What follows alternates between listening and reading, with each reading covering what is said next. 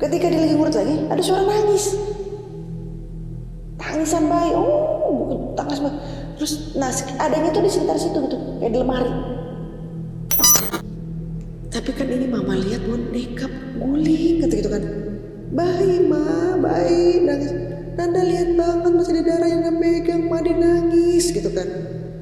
Ya udahlah tuh. Yaudah Nanda tidur sama mama deh malam ini. Madi langsung itu kan ke tempat tidur kan. Bu, begitu kan. Ibu kayak begini tiap malam. Marni memberanikan diri untuk bertanya. Lagi keliling Ta'bah? Jalan gitu ya. Jadi dia kayak nginjek kepala bayi. Yang dia jalan. Bayangannya dia itu kepala bayi lagi diinjek-injek, dia muter lagi tawaf.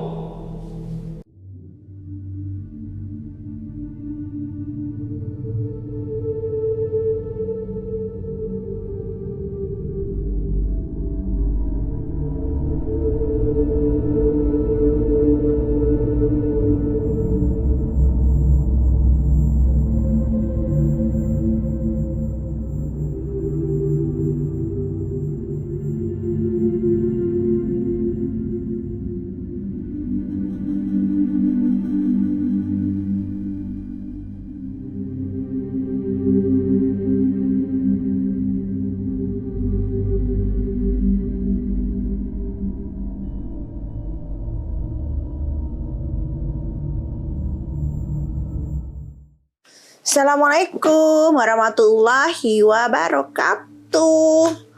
Gimana kabarnya semua teman-teman? Semoga dalam keadaan sehat walafiat ya. Tapi sebelum itu aku ingin ngucapin turut berduka cita atas kejadian saudara-saudara kita yang berada di Cianjur nih. Semoga yang ditinggalkan dapat diberikan ketabahan dan diberikan kesanggupan.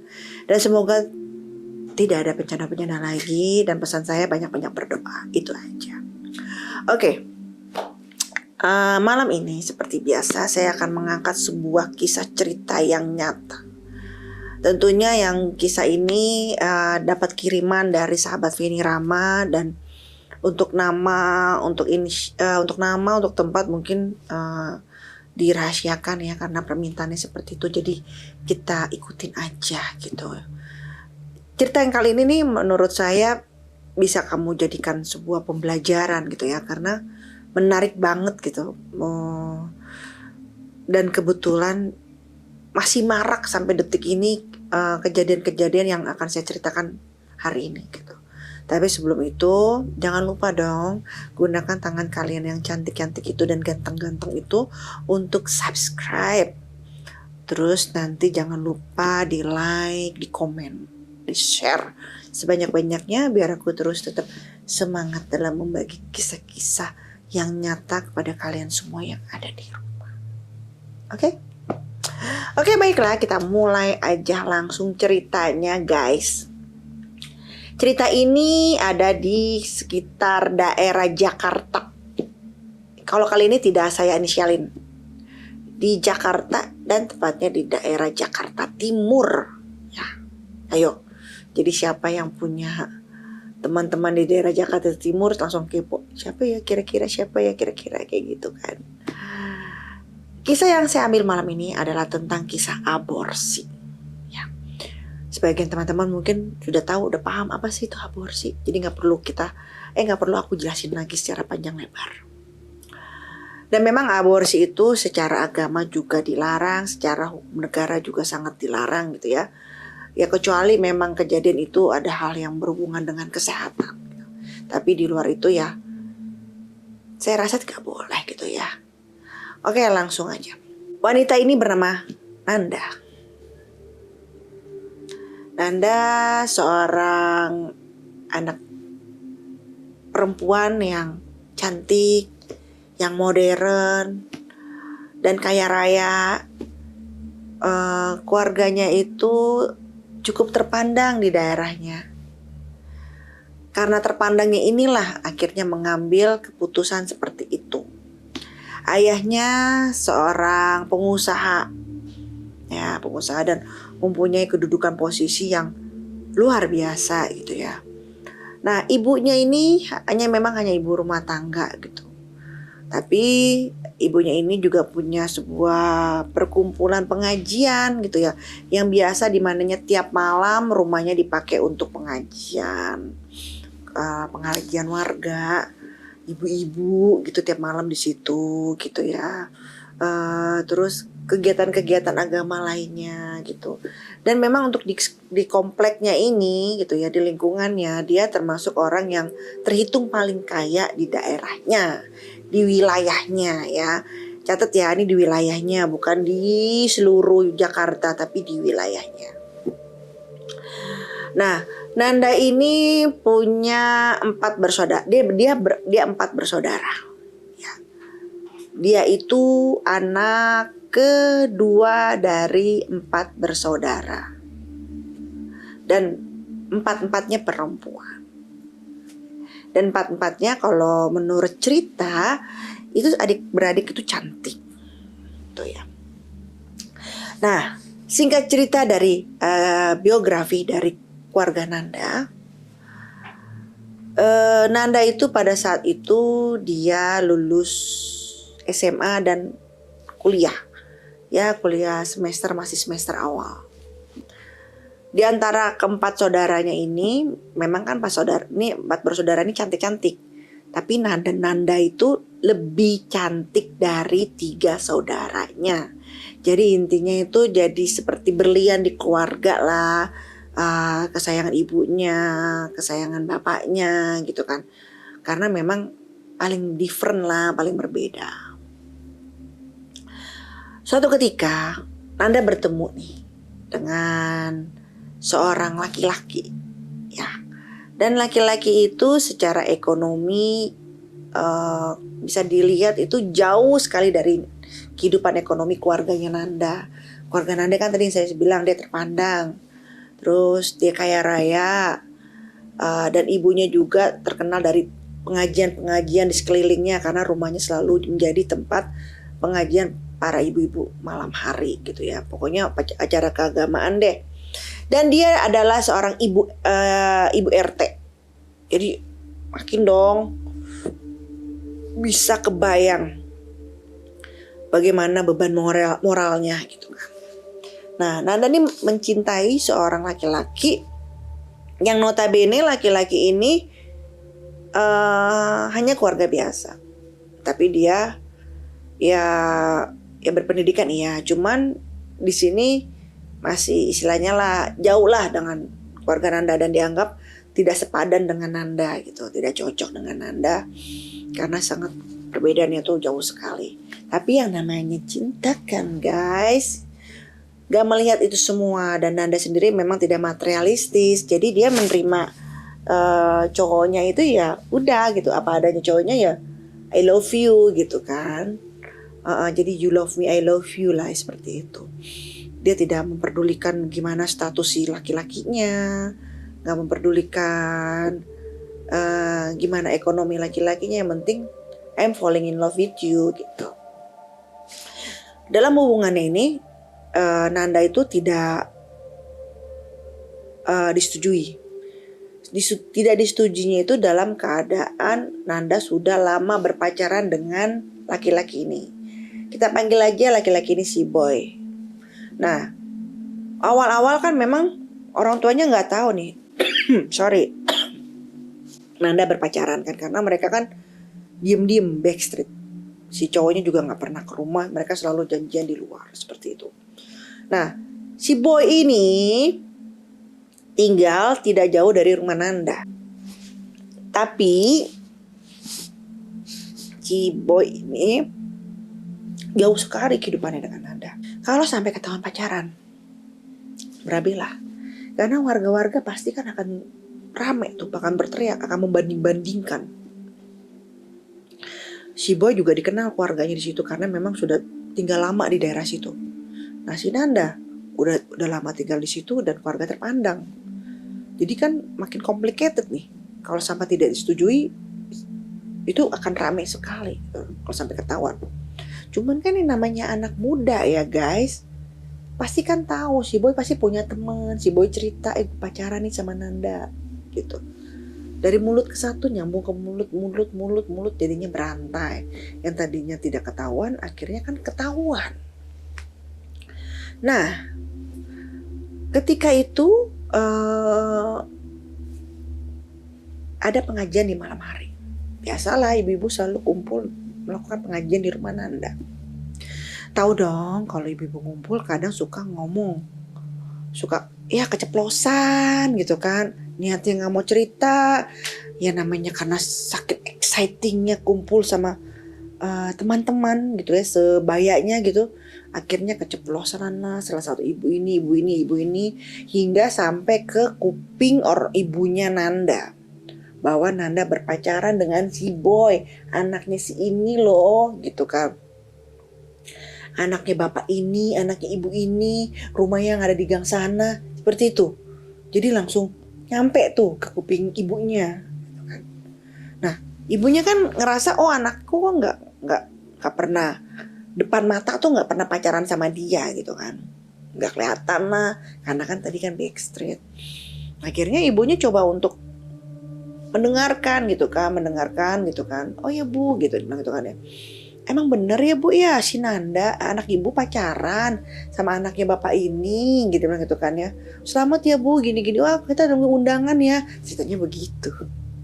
Kan yang ngadi-ngadi istilahnya orang tuanya aja nggak tahu kan kalau si Nanda itu pacaran. Langsung tuh isi para ibu-ibu di situ minta undangannya bu gitu. Ya kita tunggu ya bu undangannya, besanannya gitu. Kan bingung ibunya, pacarannya aja enggak tapi kok nyampe gitu. Nah akhirnya terjadilah sidang umum MPR DPR, tapi bukan yang di Senayan guys, yang ada di rumahnya Nanda. Nanda disidang lah tuh sama ibunya kan, ditanya, dipanggil, Nanda sini, mama mau bicara gitu. Terus Nanda udah secara manusiawi udah ada rasa takut kan, karena memang ada yang disembunyiin kan sama dia. Cuman ya dia pikir mungkin gak soal itu.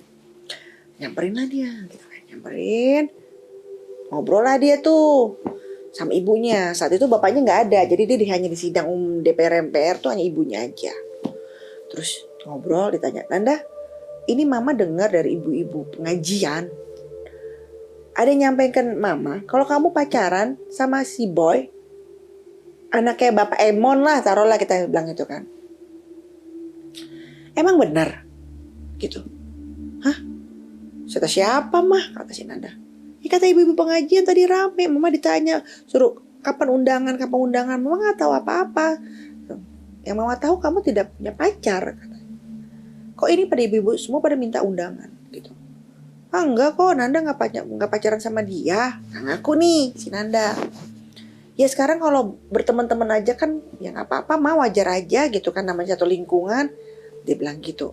Tapi Nanda gak pacaran, mungkin ibu-ibu itu aja kali mah melihatnya seperti itu gitu. Terus kata si ini mamanya, oh gitu kan. Cuman perasaan ibunya tuh masa iya sih gitu kok.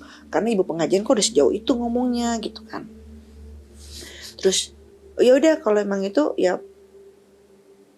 syukur deh, karena mama gak setuju kalau kamu sama dia.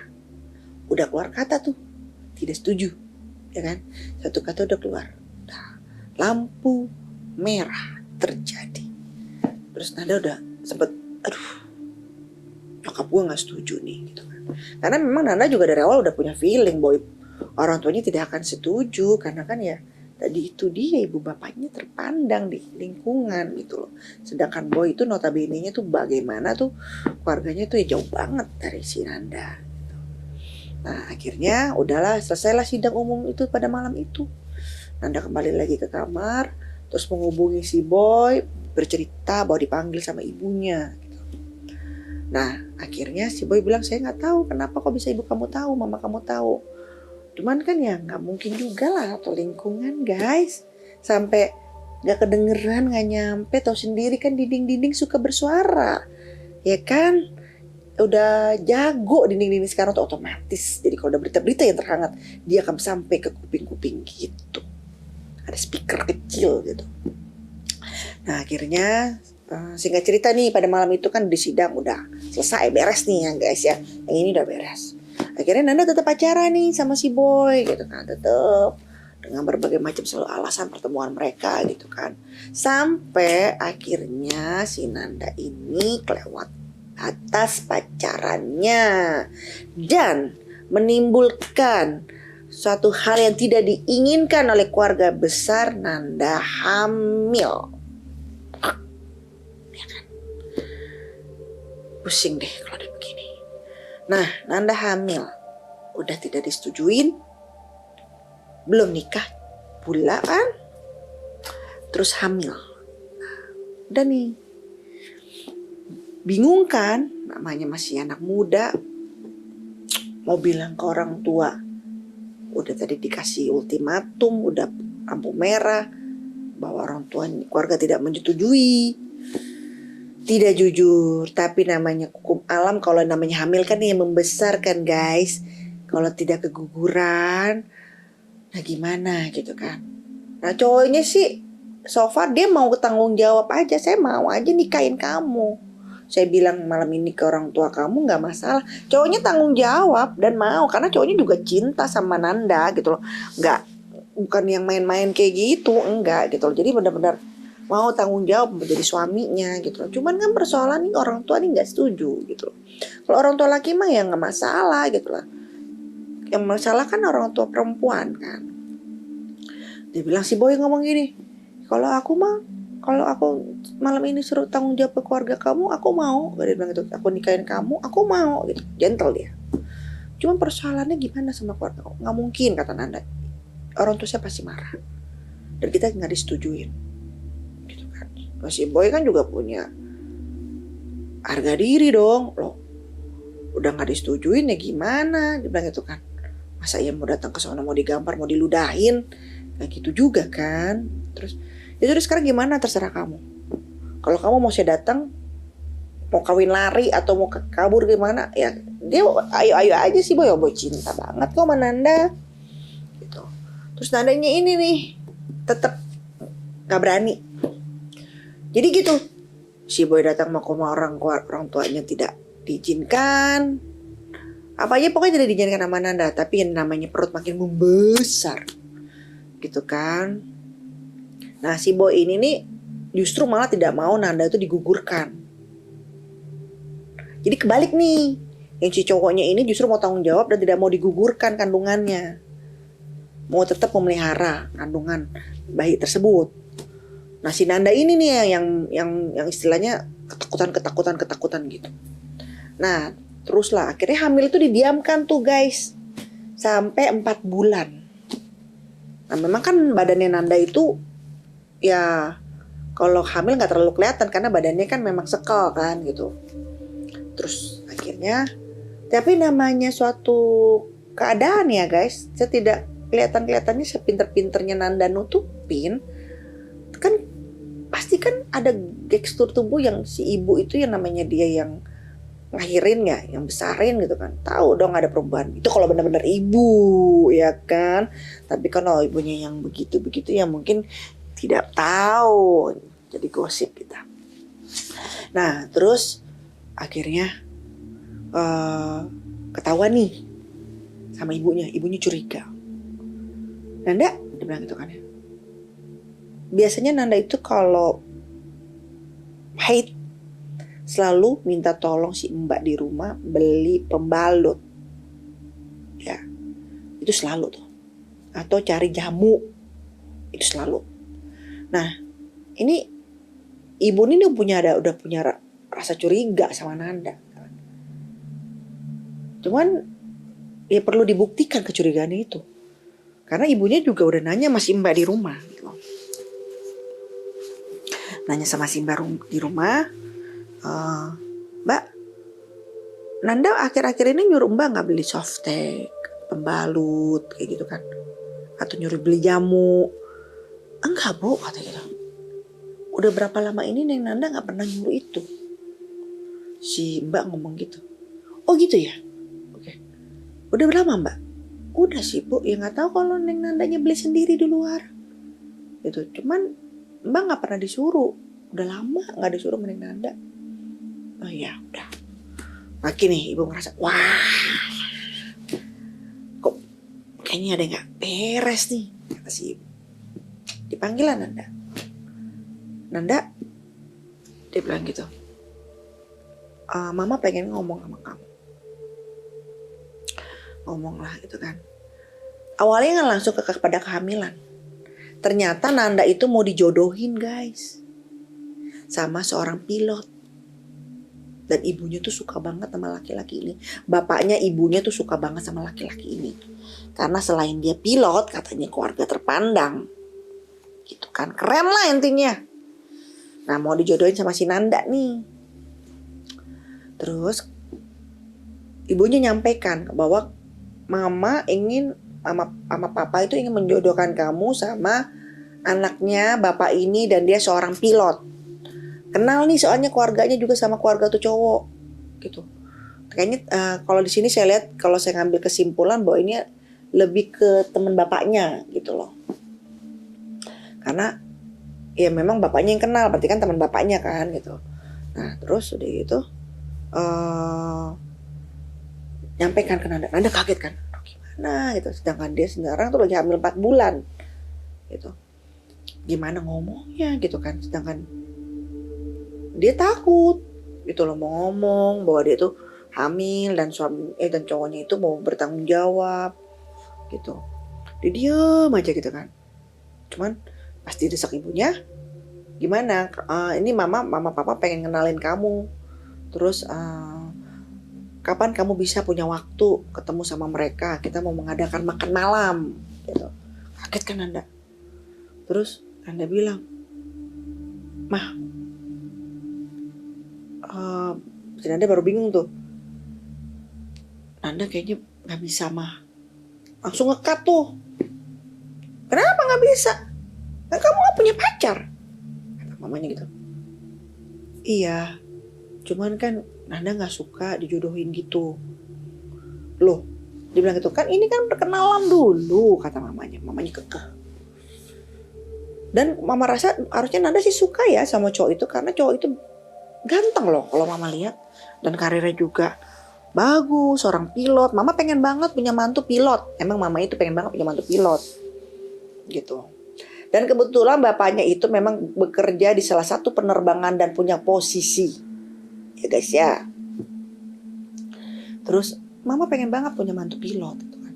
Pas banget kayak papa kamu dulu kan, papa kamu sekarang udah punya di penerbangan juga, bukan bapaknya bukan pilot, cuman punya jabatan di salah satu maskapai penerbangan yang lumayan besar lah, kalau menurut saya, bukan lumayan sih, besar menurut saya gitu kan.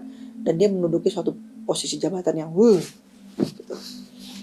Nah terus gitu dan pengusaha juga bapaknya gitu kan.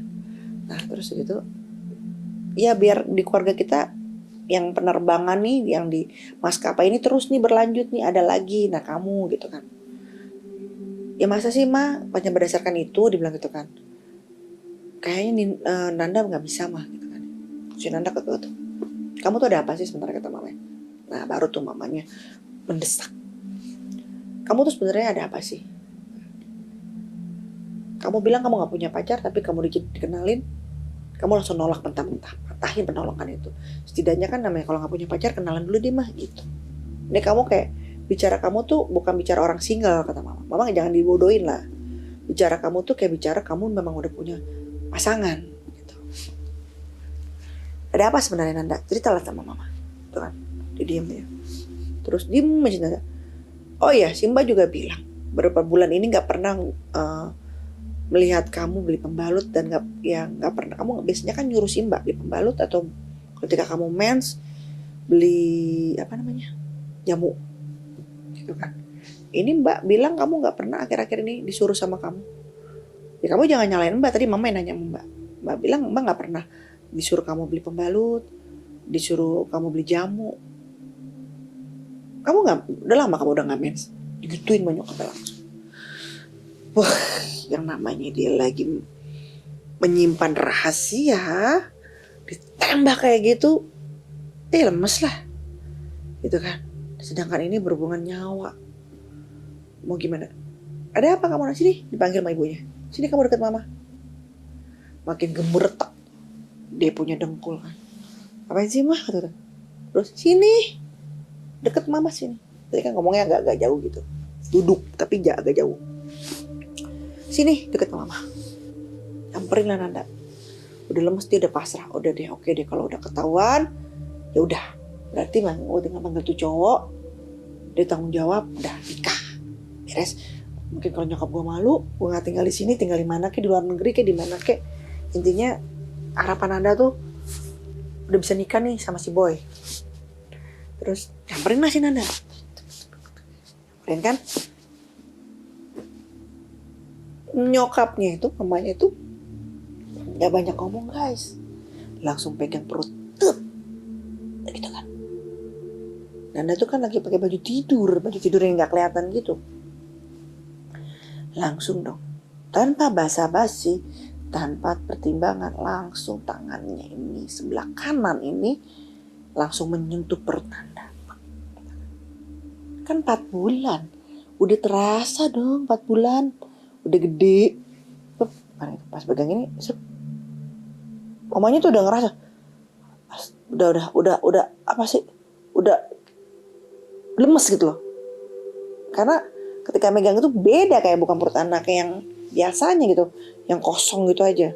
Pas pegang ini dilus kan sama mamanya, dilus. Ya mamanya kan udah punya anak 4, tahu dong kalau anak hamil kayak gimana, perut hamil kayak gimana kan tahu gitu kan. Dilus perutnya, atas bawah, samping kanan kiri gitu kan, bawahnya lagi atasnya dipelus. Kamu hamil ya? Kata mama gitu. Kamu hamil? 2 kali ditanya diem, 3 kali dibentak si Nanda. Kamu hamil? Gitu. Betul kan? Jawab. Nanda udah mengker tuh. Takut kan dia duduk. Jawab gitu kan. Kamu hamil? Terus dia nunduk aja gitu kan. Kenapa kamu takut? Kamu nunduk gitu. Kenapa? Kamu hamil? Ditekan ditanyain itu guys. Akhirnya baru setelah pertanyaan nyokapnya yang keberapa baru dia, iya mah. Wah ngamuk mamanya, disambit lah tuh si Nanda. Yang ada di situ, barang yang ada di situ disambit ke mukanya kan. Cuman guys bukan barang-barang yang pecah belah begitu, enggak. Ya kayak ada bantal-bantalan di situ disambit gitu kan. Masih empuk-empuk guys, jadi tidak luka lah intinya gitu. Disambit, refleks kan nyokapnya. Kamu siapa, kamu hamil? Mama itu. Terus ceritalah dia sama boy mah. Boy mana? Kata mamanya gitu kan. Boy anak ini. Berarti kan bener dong gosip-gosipan para mama ke pengajian tadi. Makanya bilang kapan besanan gitu kan. Berarti cucok kan. Berarti kamu waktu itu ngebohongin mama ya. Kata gitu. Kamu udah pacaran sama dia udah berapa lama? Gitu kan. Kamu hamil sama dia, tapi dia mau tanggung jawab mah. Kata si Nanda gitu kan. Dia mau nikahin Nanda, dia mau tanggung jawab kehamilan Nanda. Dia bilang gitu. Mama gak peduli persoalan itu. Mama gak setuju. Kekeh tetap gak setuju walaupun anaknya sudah hamil 4 bulan.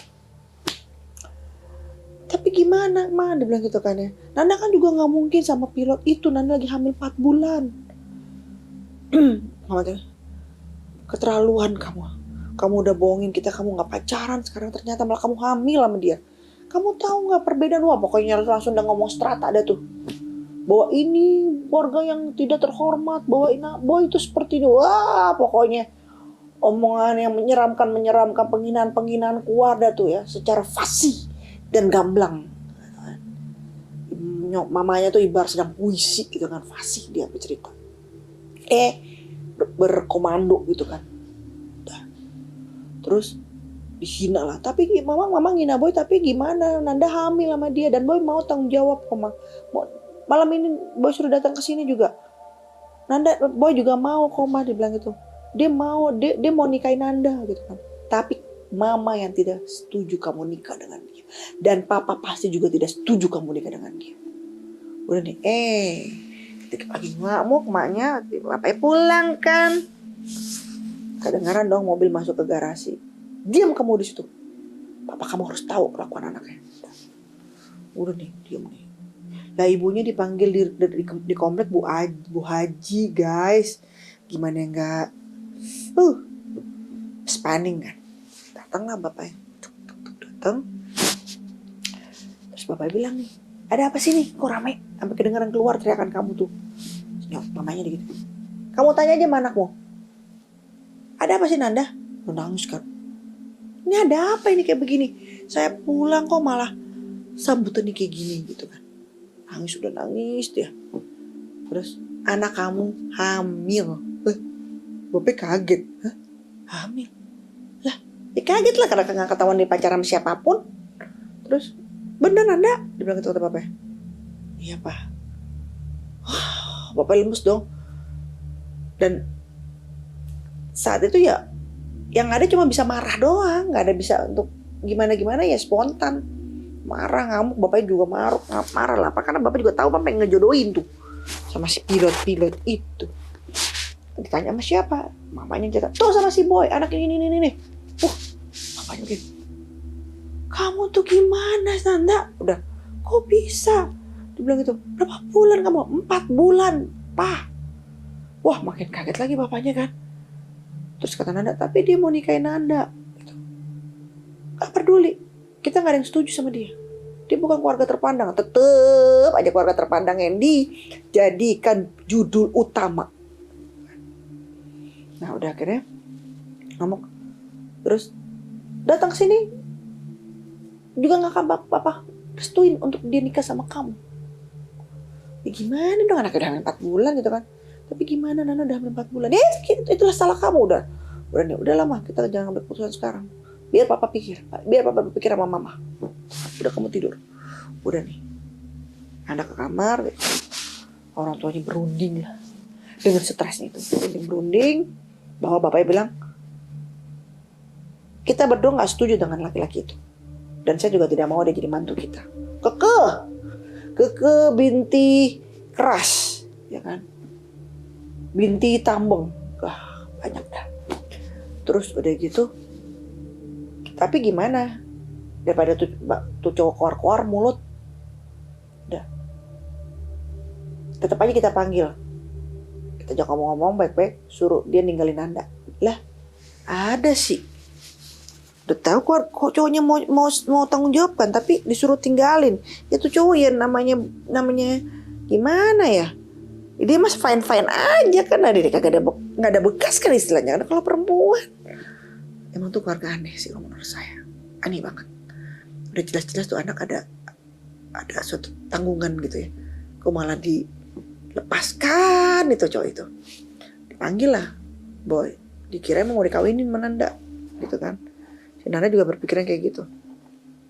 Nanda kamu masuk kamar. Jadi Nanda ketika bapaknya ngomong sama si boy tuh, si Nanda gak boleh dengar.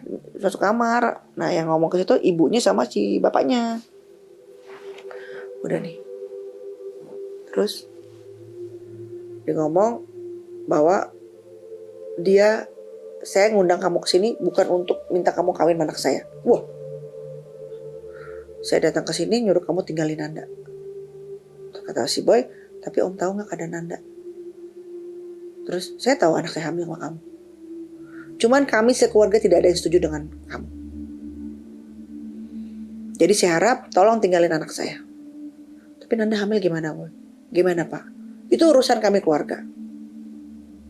Tapi secara hubungan kamu silakan tinggalin anak saya.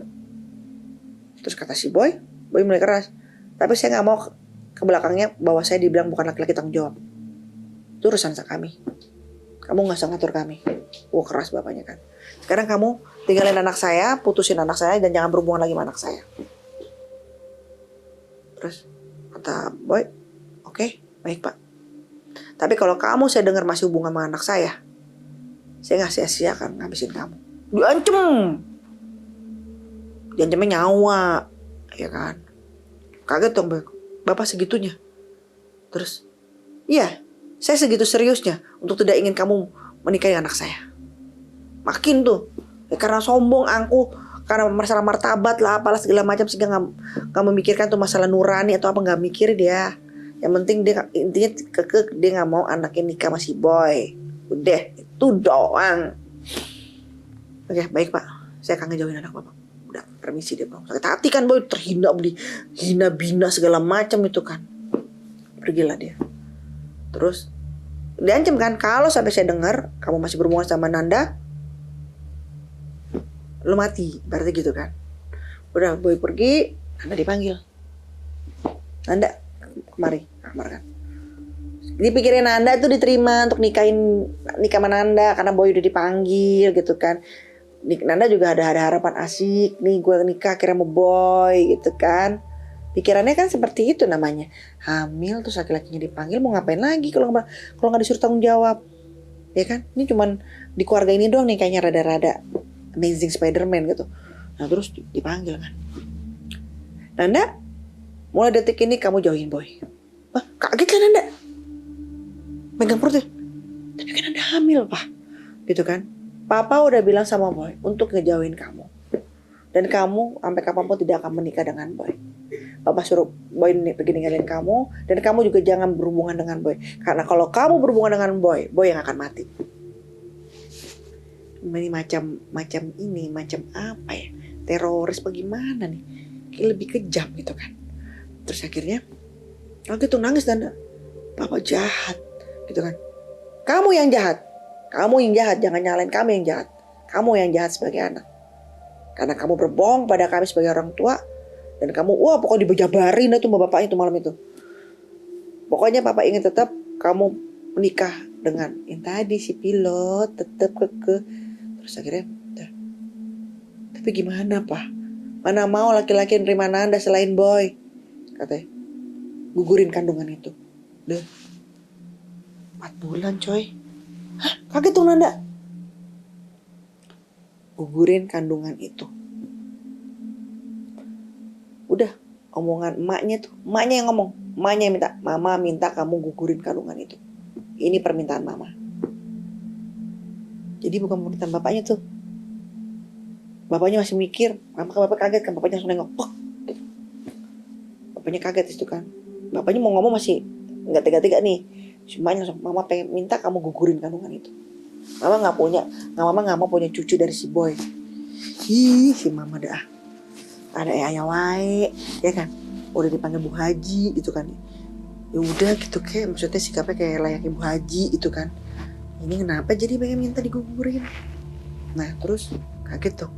Nanda nggak ngerti mah, nangis. Nanda nggak tahu apa ini dosa apa enggak. Nanda tuh udah berdosa mah. Terus tapi mama nyuruh Nanda ngugurin. Gimana? Dan Nanda nggak ngerti mah.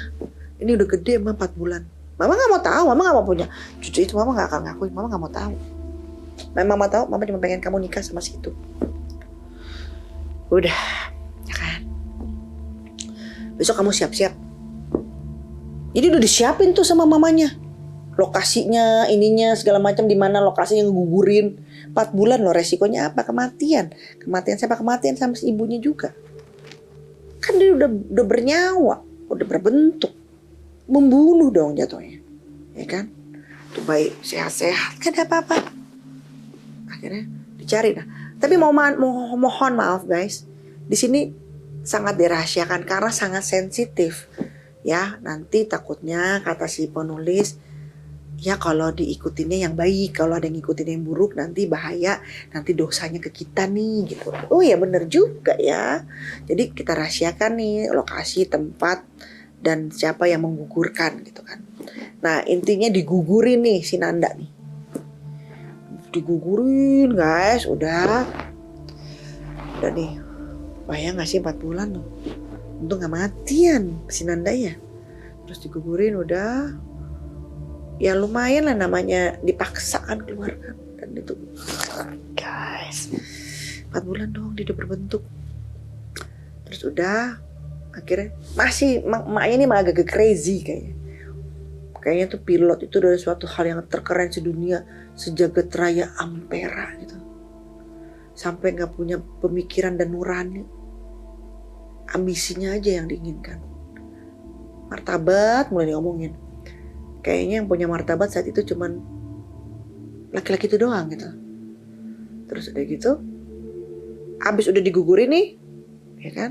Gak sampai situ doang guys. Operasi apa namanya perawan. Dia orang kaya kan, uang apa aja berapa bisa, ya kan, operasi keperawanan. Jadi biar di mata pilot ini nih, wah anak gue masih perawan gitu. Udah nih, aib itu ditutup rapat-rapat guys. Ya, sangat rapat-rapat. Oke. Nah, suatu ketika ibunya Nanda itu punya langganan tukang urut. Ya, langganan tukang urut yang biasa ngurut dari perumahan ke perumahan. Nah, si ini nih, tukang urut ini nih deket banget nih sama mbak yang ada di rumah itu. Deket banget. Ya satu kampung, curhat-curhatan, cerita-cerita, bilangnya jangan bilang siapa-siapa ya. Iya memang sih. Nah si tukang urut itu cerita lagi sama satu orang doang sih, tapi satu orang itu ngomong jangan bilang siapa-siapa. Jadi kan kebilang semua ya. Gitu, 1 tambah 1 tambah 1 tambah 1 begitu jadinya. Terus begitu dari. Nah dia lagi ngurut nih guys, lagi ngurut di rumahnya. Terus tiba-tiba tuh kan tidur ngurut itu kan di kamar. Cerita seram dimulai. Ngurutnya itu kan di dalam kamar. Di dalam kamar ibunya Nanda kan. Tiba-tiba tuh ada anak kecil banget keluar dari apa namanya lemari, keluar gitu aja, lari gitu. Si tukang urutnya itu emang bisa ngeliat guys, peka. Kaget kan, astagfirullahaladzim. Udah nih, terus ibunya juga kaget gitu kan, ibunya juga ada muka ketakutan gitu kan. Terus udah nih, jadi selama dia ngurut tuh digangguin terus tuh tukang urut. Eksistensinya tuh kayak mau kasih tahu nih ada gue nih di sini nih, tuh anak kecil. Nah, ketika dia lagi ngurut lagi, ada suara nangis, tangisan bayi, tangis bayi. Terus, nah adanya tuh di sekitar situ gitu, kayak di lemari. Si ibunya Nanda tuh udah mulai ketakutan gitu kan. Terus udah gitu, si ibu nanya kan, si burut itu, Bu, ibu dengar suara bayi nggak ya? Jadi tiap malam itu ada suara tangisan bayi di situ. Bu, dengar suara bayi nggak ya? Nah si ibu itu kan bohong. Enggak, saya nggak dengar. Kok saya dengar suara tangisan bayi ya Bu? Ya mungkin tetangga kali, dia bilang gitu kan. Oh iya kali ya. Atau jangan-jangan Teh Santi lagi nginep Bu, gitu kan? Enggak, bilang gitu. Tapi saya dengar suara tangisan bayi. Tetangga kali gitu kan. Udah lanjutin urut aja. Tapi si ibu tuh mukanya juga takut juga. Si ibunya Nanda tuh mukanya takut juga, cuma nutupin kan. Udah nih selesai urut gitu kan nggak begitu, selesai itu nggak begitu malam karena ibu Nanda tuh urut sore kan. Nah biasanya tukang urut itu nggak langsung pulang, duduk dulu di belakang dikasih minum lah, kan capek kan. Ngomong lah sama si mbak itu, ngomong, dia cerita tadi pas saya urut ada anak kecil keluar dari lemari wah gitu kan. Si mbak diem aja. Terus apalagi yang dilihat mbak bilang gitu kan, ngomong manggil si mbak itu mbak kan ya. Saya juga dengar suara tangisan bayi selama ngurut, tapi kan kayaknya tetangga kita nggak ada yang punya bayi, dia bilang gitu kan. Si mbak itu diam aja. Terus kamu selama di sini begitu nggak sih? Itu jelas banget soalnya pintu apa lemari tuh gebrak gitu kan. Nggak lama itu datang sang bayi. Barulah si mbak itu cerita, yang pembantu di rumah. Oh, kita mah tiap hari dengar gitu. Kaget kan? Tiap hari dengar ada suara tangisan bayi di sini. Terkadang ada di ruang tamu, kadang di kamar Mbak Nanda, tapi lebih seringnya di kamar ibu. Keluar suara tangisan itu. Lah, merinding, horor. Terus, nah itu bayi siapa?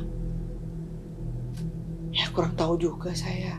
Dia bilang gitu kan. Si Mbak ini masih ngerahasiain. Sebenarnya si Mbak ini tahu kejadian di situ. Cuman kan pada saat itu pada silent gitu kan. Nah terus udah gitu, ibu emang beberapa minggu ini ya memang ketakutan terus. Dia bilang gitu kan. Oh gitu, dia bilang gitu kan. Ya iya gimana, suara itu makin malam tuh makin kenceng gitu kan. Jadi yang saya lihat itu benar, ada dari lemari, benar. Pernah suatu ketika kata si Mbak itu, bapak belum pulang, ibu di kamar sendirian, ibu teriak-teriak. Dia bilang gitu, manggilin saya, Marni, gitu kan, Marni, gitu, teriak histeris. Saya pikirkan ibu jatuh atau bagaimana gitu ya, di kamar mandi eksploset atau bagaimana. Pikiran kan saya itu namanya manggil kenceng, Marni, gitu kan. Saya ke kamar ibu, tiba-tiba ibu ada di pojokan sampai ketakutan begitu, melotot matanya. Marni, temenin saya tidur. Begitu, temenin saya tidur Marni, bilang gitu kan ya. Kenapa sih bu? Saya dengar Marni ada suara anak kecil. Ya memang saya juga dengar. Cuman kan ya awalnya saya kayak Mbak saya pikir ada tetangga yang punya bayi.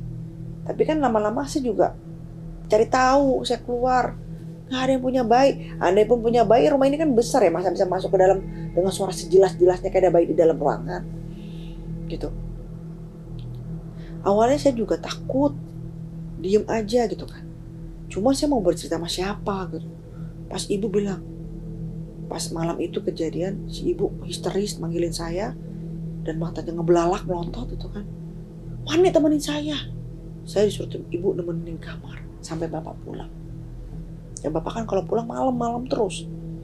Nah, terus malam itu saya nemenin ibu sambil ngurutin ibu kan. Si ibu mukanya tuh masih gemeteran gitu. Ibu ada apa sih bu? Akhirnya saya berani bicara kata gitu. Baru ibu tuh cerita. Saya dengar suara anak kecil Marni nangis. Berarti kan sama apa yang saya dengar. Di ruang tamu saya dengar, kadang-kadang lagi bersihin kamar Mbak Nanda. Ada suara tangisan bayi anak kecil gitu kan. Dan ini sekarang ibu juga menjelaskan bahwa ibu juga mendengar. Berarti kan bukan saya aja. Nah saya nggak tahu nih Mbak Nanda dengar apa enggak. Nah terus udah gitu saya bilang, loh bu, saya juga sering dengar suara tangisan bayi. Kamu juga dengar Marni? Begitu. Dengar bu. Cuman Marni kan juga akhirnya bingung. Suaranya makin lama makin deket. Nah Marni coba cek keluar. Ada nggak bayi tetangga kita? Nggak ada bu. Terus jadi tetangga kita nggak ada yang punya bayi. Nggak ada bu, punya anak kecil juga nggak ada. Dia bilang gitu kan. Andainya ada juga paling datang pas liburan weekend. Lebihnya enggak. Sudah nih. Berarti itu suara bayi siapa Marni? Saya nggak tahu bu. Udah nih. Ya udah Marni. Kayaknya ibu tuh udah mulai aduh jangan gitu kan. Udah Marni tolong temenin saya malam ini sampai bapak pulang. Dan itu kata Marni tiap malam si ibu diteror dengan suara tangisan bayi. Kalau enggak tuh pintu pintu lemari brak. Wah pokoknya aksi lah. Ada aja terlari pokoknya kayak anak kecil lari begitu terus. Sudah gitu. Nah malam itu si Marni tinggal nemenin si ibu di kamarnya kan. Ketika Marni kan duduk di bawah kan, karena ibu di atas. Terus Marni gelar karpet aja situ. Enggak lah bu, nanti kalau bapak pulang gitu kan. Gak apa-apa, saya udah WA bapak. Saya udah hubungin bapak gitu kan. Bahwa ada Marni di kamar. Oh gitu bu, ya udah bu kalau gitu Marni ganti baju dulu karena kan Marni pakai rok ya. Terus akhirnya Marni pakai ini dulu bu, pakai baju panjang dulu, enak sama bapak. Marni malu gitu kan. Ya udah sana, udah ganti baju Marni. Marni juga mau sholat dulu bu gitu kan. Ya udah, gitu kan. Sholat lah dia, ganti baju lah dia, udah nih, udah beres, balik lagi ke kamar si ibu Nanda itu. Di situ udah, si ibu masih kerang apa stres gitu. Marni, pokoknya panggilin terus karena Marni mana sekolah tuh buru-buru si Marni tuh. Terus ya bu gitu kan. Udah nih sini atau jangan lama-lama gitu kan, jangan lama-lama Marni gitu kan. Samperin Ade, udah kamu di karpet aja Marni, udah Marni di karpet udah dulu, udah terus nonton TV kan di situ kan. Nah di lalanya itu pada malam itu si bapak itu ada rapat. Nah sampai malam. Saat itu Marni inget banget itu masih jam 10 malam. Kan masih termasuk belum malam-malam banget. Ini Marni denger banget jelas suara tangisan itu lagi. Nah Marni pikir kan si ibu gak denger kan. Marni diem aja sambil baca-baca kan. Baru si ibu negor, Marni denger gak? Gitu. Denger bu. Udah bu berdoa aja bu. Marni kesel kan. Mau gimana lagi. Terus Marni juga lagi berdoa ini. Terus udah nih. Terus tiba-tiba brak aja. Astagfirullahaladzim. Itu jelas banget kayak ada yang lari. Terus astagfirullahaladzim udah nih. Ibu makin ketakutan kasih ya bu teh. Marni langsung itu kan ke tempat tidur kan. Bu, begitu kan. Ibu kayak begini tiap malam. Marni memberanikan diri untuk bertanya. Iya Marni, tiap malam ibu ngerasain kayak gini. Makanya ibu gak bisa tidur. Gitu kan. Kan emang orang Sunda tuh si ibu. Jadi logatnya Sunda. Makanya si ibu gak bisa tidur Marni.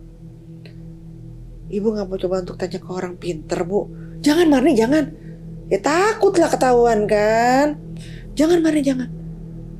Ya tuh disyariatin atau didoain bu. Di malam kayak begini. Masalahnya bukan ibu doang yang dengar. Saya juga dengar. Berarti kan itu udah jelas banget. Saya di ruang tamu juga sering dengar bu. Ruang tamu lagi nyapu bu siang-siang. Terus udah nih Marni juga kadang gak kuat bu. Takut dong si Marni keluar dari rumah. Gitu kan. Ya karena gimana istilahnya gitu. Udah soulmate banget nih si ibu masih Marni itu kan. Terus ibu gak mau panggil siapa bu, doain bu. Terus iya Marni deh. Nanti ibu pikirin. Udah mulai nyerah tuh ibu. Udah ibu tidur aja, bapak masih lama bu pulang. Masih Marni lagi ada acara di kantornya. Udah mati Marni. Ya masa sampai malam-malam begini juga gitu kan. Terus udah nih Marni kan udah. Tiba-tiba pas Marni di kamar ada suara teriakan. Teriakan kenceng gitu kan. Hah? Itu suara apaan Marni? Gitu kan. Kayak suara Mbak Nanda bu. Mbak Nanda atau ada adanya lagi kan. Terus kayaknya Mbak Nanda bu. Ngapain sih si Nanda malam-malam teriak-teriak? Ya gak tahu bu. Terus yaudah kamar, ya mari kita ke kamar ya. Kamar lah berdua nih. Kamar berdua itu si Nanda lagi di selimut tapi gemeteran itu kan ya. Terus kenapa Nanda? Gitu kan ditanyakan itu. Terus udah nangis kan dia. Jadi pas si Nanda lagi mau balik badan, ambil guling gitu ya. Yang di sebelah, yang guling mau diambil itu malah bayi. Pandangan Nanda itu bayi. Ya kan guys, horor. Jadi kan tidur gitu. Balik, blek gitu kan, pengen muluk guling. Tapi teh, jadi Nanda itu punya guling tuh yang kayak boneka. Ada boneka mungkin kalau kalian tahu boneka-boneka kecil yang gitu tuh yang kayak boneka mentilan zaman dulu yang udah gede tetap di itu teman tidur gitu kan ya. Nah, itu mau diambil sama si Nanda gitu kan, boneka kayak boneka puka, kayak boneka apa sih segini deh pokoknya. Kayak bantai ke guling kayak gitu kan. Pasti mau dia ambil sama Nanda. Tapi ini Nanda, bayangan Nanda pengen itu bayi. Teriak lah Nanda kan. Nangis, histeris dia kan ya. Bener-bener gak bisa disadari, apa digampar akhirnya baru sadar gitu kan. Terus Nanda bilang, tadi ada bayi di tempat tidur gitu kan. Jadi pas Nanda begini, merinding loh saya loh. Terus Ibunya kaget. Ini kan boneka kamu dari kecil, kata ibunya. Enggak, Ma. Tadi bayi bentuknya, Ma. Nanda kaget, Ma. Itu jelas banget bayi. Pas Nanda balik, Nanda mau ambil gitu bayi, Ma. Si Mari makin rengket kan. Ya Allah. Kok bayi gitu kan. Itu perasaan Nanda aja kali, bayangan Nanda. Enggak, Ma. Tadi bayi. Nanda lihat banget, masih ada darahnya. Katanya masih ada darahnya, guys. Horor ya. Terus udah gitu, aduh gimana Nanda, tapi kan ini mama lihat boneka guling, kata gitu kan. Bayi, Ma, bayi nangis. Nanda lihat banget masih ada darah yang Nanda pegang, Ma, dia nangis gitu kan.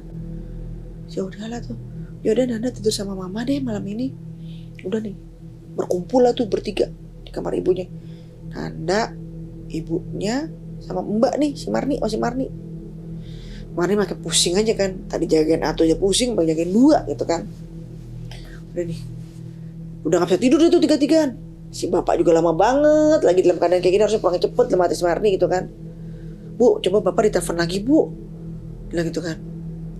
Setidaknya ini, Bu, ada bapak enak gitu kan. Teleponin kan gitu. Oh ya, bapak udah harap pulang. Udah nih, Marni udah gak tenangan kan. Berarti kan ada cowok dua nih, si bapak sama supir. Jadi kan kalau ada apa-apa kan minimal ada bapak sama ada supir. Nah, ini perempuan semua. Ya deg-degan lah si Marni. Bisa apa dia? Perempuan. Kalau ada apa-apa, pingsan atau bagaimana gitu kan. Tapi kan kalau ada laki-laki, ada bapak sama ada supir kan masih enak gitu kan pikiran Marni. Ya, udah nih. Si Nanda tuh masih gemeteran tuh. Terus udah nih, udah Nanda nggak ngerti deh nih keluarga. Padahal kan istilahnya tempat pengajian atau gimana. Suruh kek, yaudah Nanda kamu sholat atau gimana gitu, istighfar kek, atau nggak ada tuh kata si Marni tuh, gitu loh. Jadi nggak ada tuh hal-hal kayak gitu tuh nggak ada. Nah setelah itu mereka udah agak tidur kan, udah tidur, udah tengah tuh. Marni yang dengar kali ini suara tuh kenceng banget kayak ada di sebelah Marni. Marni mau balik badan tuh takut karena aneh tuh tangisan tuh gede banget kayak di sebelah Marni gitu kan. Marni mengkerut, ya Allah, ya Allah, ya Allah, Marni nggak tahu apa-apa, ya Allah, ya Allah, ampuni Marni, ya Allah. Cuman kan Marni kan ngumpetin rahasia yang bayi itu gitu kan. Ya Allah, Marni nggak tahu apa-apa, ya Allah, ya Allah, ya Allah, Marni nggak tahu, ya Allah gitu kan. Terus maafin Marni, ya Allah, maafin Marni gitu kan. Terus udah nih, akhirnya lama-lama suara itu reda tuh, tangisan itu. Udah, akhirnya lama kemudian dia dengar suara garasi, pulang nih bapak, demen dong si Marni. Aduh, lari langsung kan, lari. Udah nih, keluar si Marni, si bapak masuk kamar, kaget dong bapak, ada Nanda juga. Tidur lah dia bertiga-pertigaan di situ tuh. Si Marni udah masuk ke kamarnya kan, udah nggak tahu lagi deh, Marni udah nggak mau tahu lagi. Terus ditanya sama supir, Mbak, kenapa Mbak? Kayak ketakutan gitu. Aduh, udah deh Pak, saya mau tidur. Si Marni gitu kan, tanya aja sama ibu deh, tanya sama bapak, saya mau tidur gitu kan. Udah nih tidur, emang ngantuk juga kan si Marni. Udah ngantuk, tegang, horor, campur aduk. Udah nih balik, tidur dia. Besok paginya gitu kan, di dapur ibu datang kan. Si Marni memberanikan diri, Bu, ibu nggak mau syariatin, doain di sini Bu. Ya udahlah Marni, ada nggak orang kampung Marni yang bisa? Ya tuh ngapain jauh-jauh orang kampung Marni, ya orang sekitar. Tapi kan si ibu kan takut kalau orang tetangga sini. Terus jangan dong Marni, begitu kan, orang satu kampung kamu aja. Ya ntar deh Bu, coba Marni tanya sama keluarga di kampung. Udah nih, terus diundang nih, singkat cerita nih datang nih orang yang pinter itu, ustadz lah atau apa datang. Emang bisa kan. Terus ngobrol lah sama si ibu si bapak, menceritakan bahwa ada yang janggal memang di rumah ini. Ada sesuatu yang salah. Nah sebaiknya ya minta ampunan lah, ibaratnya gitu. Ada yang sedih, ada yang nggak dianggap, gitu bahasanya. Siapa lagi yang nggak dianggap kalau bukan tuh bayi yang diguguri 4 bulan? Terus ada yang nggak dianggap di sini, ada yang ngerasa nggak dianggap. Terus diem aja ibunya kan, bapaknya diem aja. Dia cuma pengen dianggap, Bu, omongannya kayak gitu. Ya gimana, bilang tuh kan. Ya walaupun bagaimanapun kan udah ada gitu. Cuman kan ya si bapak nih ngoceh terus moodnya. Entah sadar atau nggak sadar, si Ustadz ini nih ngoceh aja. Gitu kan. Dan ocehannya tuh tepat sasaran gitu loh. Terus ya baiknya sih ibu minta maaf. Karena dia gak bakal berhenti, Bu. Kata gitu. Yang namanya pengen dianggap, dipaksa untuk seperti itu. Kata gitu. Udah nih akhirnya, iya Pak Ustadz, saya paham. Tapi sekali mohon jangan cerita ke siapa-siapa Pak Ustadz. Ceritalah baru semua segala itu. Kaget Pak Ustadz. Astagfirullah Ibu. Itu sih dosa besar. Kata gitu kan. Ya gimana Pak Ustadz, dia bilang gitu kan. Kita pengen tuh Nanda nikah sama yang cowok itu. Memang akhirnya singkat cerita Nanda akhirnya nikah sama si pilot itu. Gitu kan. Nanda nikah, Nanda keluar dong otomatis dari rumah itu gitu kan. Nah ini tapi kan menjelang setelah habis digugurin itu, menjelang ke pernikahan kan ada jenjang waktu. Nah pada jenjang waktu itulah abis digodanya mati-matian tuh abis gitu loh. Termasuk si Nandanya juga gitu kan. Cuma Nanda gak terlalu parah, yang paling parah ibunya. Tiap malam, tiap hari, mau pagi, siang, sore, malam. Terus begitu, ya Pak Ustadz saya minta maaf, jangan minta maaf ke saya Bu. Bu Haji minta maaf aja pada Allah Subhanahu Wa Taala. Karena itu kan udah ada nyawanya, kata gitu dia. Udah berbentuk, dibilang gitu kan. Udah wujudnya lah. Terus udah, Pak Ustadz jangan cerita ya Pak. Enggak, saya nggak cerita. Untuk apa saya cerita? Istilah ibarat kata aibnya orang, gitu kan. Justru saya datang sini niatnya bantu, gitu kan. Terus itu akhirnya udah nih, si Ustadz pulang, ya kan. Ustadz pulang, ya udah aja Bu, Ibu coba ngajiin aja tiap malam. Ya Pak Ustadz itu kan udah nih ngajiin. Nggak bener Ibu tuh baca gitu kan, baca doa. Ya memang bukan berarti memberhentikan total tuh tangisan, tetap ada, cuman nggak seintens. Nah akhirnya si bapak mengajukan pendapat nih, Bu gimana kalau kita umroh? Kita umroh aja, hitung-hitung kita ngapus dosa nih, ibaratnya kata gitu kan. Tapi kan sebenarnya kita juga nggak dosa-dosa banget Pak. Nih Ibu nanti kekeh, masih tidak menganggap dosa-dosa banget, masih sombong. Dengan di hadapan Allah aja masih sombong tuh Bu ya Allah. Terus tapi kan kita kan juga nggak dosa-dosa banget Pak. Kan kita begini kan juga demi anak. Ya iya demi anak, tapi demi anaknya apaan? Lu harus berdosa gitu kan. Kan kita demi anak Pak. Biar anak kita terpandang, punya suami terpandang, apa-apa terpandang, martabat terpandang, martabat itu aja. Jadi lebih mulia di hadapan manusia daripada di hadapan Allah. Nah terus udah gitu ya kita kan hanya nyelamatin anak kita Pak, biar anak kita nggak malu keluarga, itu doang kan Pak. Ya tapi kan mungkin si bapak udah mulai sadar nih, ya mungkin caranya salah Bu gitu kan. Terus ya udahlah Bu dibilang gitu, kita umroh aja, kita berdoa di sana. Ya akhirnya udah nih umroh lah dia gitu kan. Saya pikir tuh cukup sampai cerita di situ aja. Umroh lah dia. Ketika dia umroh gitu ya, ini masih di pesawat nih guys kejadiannya. Belum dia turun ke tanah suci, masih di pesawat. Pasti dia duduk di pesawat gitu ya. Tuh suara tangisan bayi itu terus. Dia pikir ya kan nggak mungkin orang umroh sebobo bayi gitu kan, ya nggak mungkin tuh bayi dari pagi sampai awal nangis terus. Dan dia tahu banget bahwa tidak ada yang membawa bayi saat itu. Nah pas dia tidur gitu kan ya, jadi si ibu ini nih ngambil kursi itu yang apa sih, yang kayak yang business class lah ibaratnya, seperti yang beda dari penumpang lainnya gitu kan tidur gitu kan, di lampunya tuh digelapin lah gitu kan. tuh di sana itu kursi tuh kosong. Dia sadar banget kursi itu kosong karena dia tahu bang pas dia masuk penumpang cuma berapa orang. Itu dia ngeliat ada bayi di situ guys, di kursi itu. Kayak tiduran ngolek-ngolek gitu.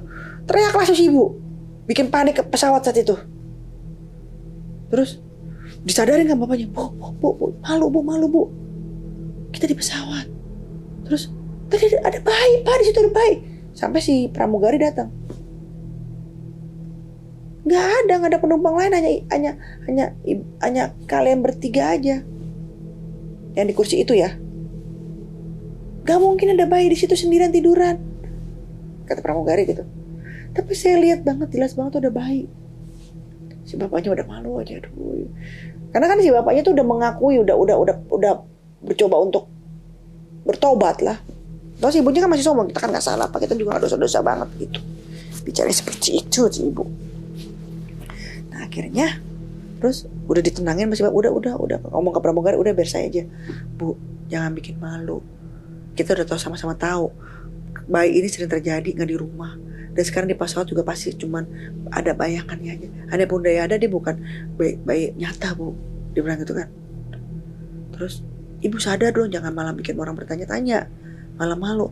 Ibu udah bikin keramaian nih, pada orang pada bingung semua. Entah kita kan orang gila. Sampai tuh ustadznya juga datang ke situ, yang apa sih, yang travel umrohnya datang kan, panik gitu kan. Dia bilang dia ngeliat ada bayi siapa gitu. Sedangkan rombongan mereka tuh tidak demo bayi gitu. Terus udah nih, udahlah ibu tidur aja lah, pakai tutupan apa nih mata begitu tuh, biar nggak ngeliat yang aneh-aneh. Udah nih ibu bener nurut tuh deh, pakai tutupan. Cuman kan kuping gitu kan. Udah tuh ibu disiksa. Udah. Singkat cerita nih, pesawat itulah kejadiannya. Sampailah dia ke tanah suci. Ya. Nah, ketika dia ke Mekah dulu baru ke Madinah. Ketika dia di Mekah tuh, kan kita kan suka tawaf gitu ya, atau kelilingin Ka'bah atau bagaimana lah gitu. Nah, ketika dia lagi kelilingin Ka'bah, jalan gitu ya, jadi dia kayak nginjak kepala bayi yang dia jalan. Bayangannya dia itu kepala bayi lagi diinjak-injak sama dia, muter di lagi tawaf. Ntar otomatis kan ya, teriak begitu kan. Ya, gimana sih? Ya kan dia kan takut nih, kepala bayi beneran atau enggak. Takutnya kan emang ada anak kecil yang lagi ditidurin di situ kan, suka ada tuh kita lagi umroh tuh, ada anak bayi yang tidur di mana, di sejadah atau gimana sih itu ya kan. Takutnya beneran emang bayi ya kan. Kalau keinjak anak orang kan judulnya kan berabe. Nah akhirnya jalannya kayak orang minjek. Ya, tapi kan nggak sebanyak itu gitu. Jadi di Ka'bah itu yang dia lihat itu adalah bayi semua di lantainya tuh.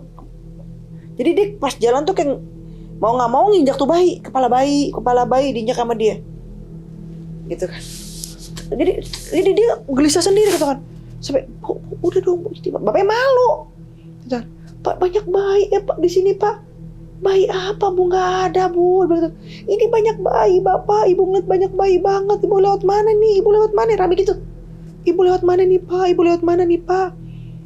Ini kepala bayi semua. Ini bayi semua. Semua orang juga bilang nggak ada bu nih bayi. Terus ya udah ada, gimana sih tadi? Ya cuma ubin gitu doang aja, nggak ada ya mas. Iya. Taruh di tengah Ka'bah tuh kepala bayi, mau apa? Bayi mau ngapain? Injak-injak yang bukan bayi bisa injak kan, ibarat kata gitu.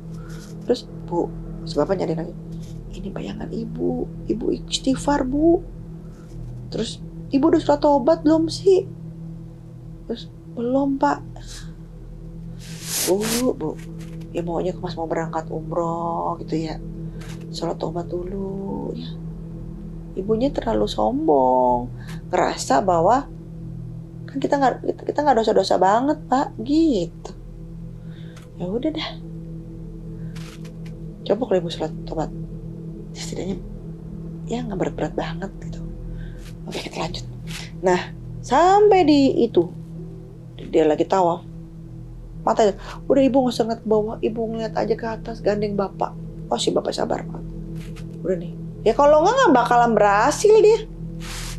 Udah nih, terus udah Pak, ibu udah gak kuat Pak. Udah nih akhirnya kepikiran kan, ibu sholat tobat deh, dia bilang gitu kan.